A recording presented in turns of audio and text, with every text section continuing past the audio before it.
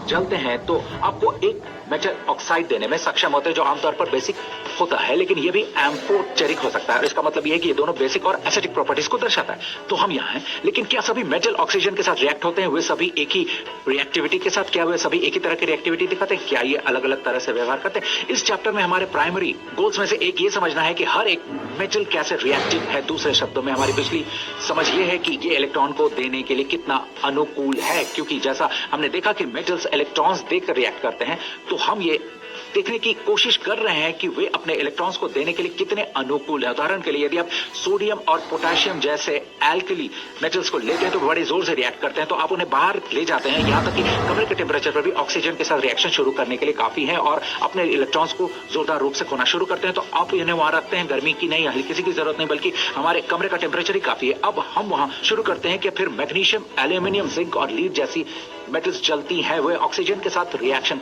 करते हैं ताकि आप एक पतली प्रोटेक्टिव लेयर दे सके, ताकि उस लेयर के बाद का गठन किया जा सके। यह आंतरिक भाग को ऑक्सीडाइज होने से बचाता है। अब आयन ऑक्सीजन के साथ रिएक्शन नहीं करता, ऑक्सीजन में नहीं चलता, लेकिन आयन के बुरादा जोरदार रूप से जलता है। तो अगर आप कॉपर को देखते हैं तो कॉपर जलता नहीं, लेकिन उसके ऊपर एक काला कॉपर ऑक्साइड होता है और स्पेक्ट्रम के अंत में आपके पास गोल्ड और सिल्वर होता है जो ऑक्सीजन के साथ बहुत बहुत बहुत हाई टेम्परेचर पर भी रिएक्शन नहीं करता है। तो आप इसे ऑब्जर्व करना शुरू कर सकते हैं, साथ ही मेटल्स के बीच भी। तो हमने पहली चीज को मेटल और नॉन मेटल्स में क्लासिफाई किया और यहाँ तक कि मेटल्स के बीच में भी आपने कुछ देखा, कुछ चीजें हैं जो पैटर्न है, कुछ चीजें बड़ी तीव्रता से रिएक्शन कर रही हैं, अपने इलेक्ट्रॉन्स बहुत आसानी से खो रहे हैं और कुछ चीजें ऐसा नहीं कर रही। तो हमने पहले इसका कुछ मूल देखा है, हम पहले ही देख चुके हैं कि ऐसा क्यों हो रहा है। और अभी जो सवाल आपके दिमाग में वो है गोल्ड और सिल्वर के बारे में इतना खास क्या है, क्यों वे इतना हाई टेम्परेचर पर भी रिएक्शन नहीं देते। तो हम चाहते हैं कि आप आगे बढ़ने के साथ साथ उस सवाल को भी अपने साथ रखें। और अब यहाँ आइडिया है कि अलग अलग मेटल्स में अलग अलग रिएक्टिविटीज होती हैं।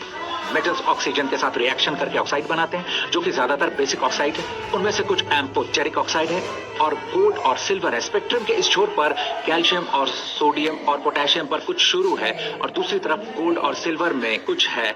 और हम इसके बारे में थोड़ा और देखेंगे क्योंकि हम अपनी अगली लाइन के साथ आगे बढ़ते हैं, जो है दो मेटल्स क्या करते हैं। आखिर वो क्या करते हैं? अगर आप उनके साथ पानी